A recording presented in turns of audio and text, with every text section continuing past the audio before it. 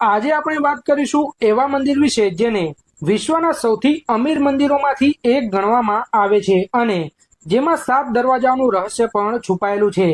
કેરળની રાજધાની તિરુવનંતપુરમ જ્યાં સ્થિત છે શ્રી પદ્મનાભ સ્વામી મંદિર। આ મંદિર ભગવાન વિષ્ણુને સમર્પિત છે।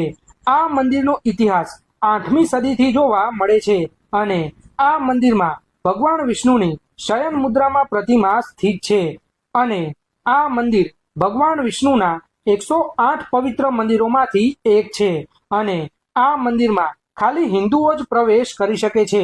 મિત્રો, આ મંદિર વિશ્વમાં પોતાના રહસ્યોના કારણે જાણીતું છે।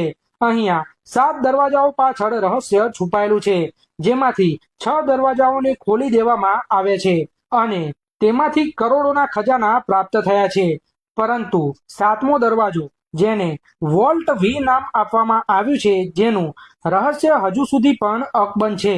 આ 7મા દરવાજામાં ના તો કોઈ તાળું છે કે ના તો કોઈ કુંડી, તો પણ આ દરવાજાને આજ સુધી કોઈ પણ નથી ખોલી શક્યું।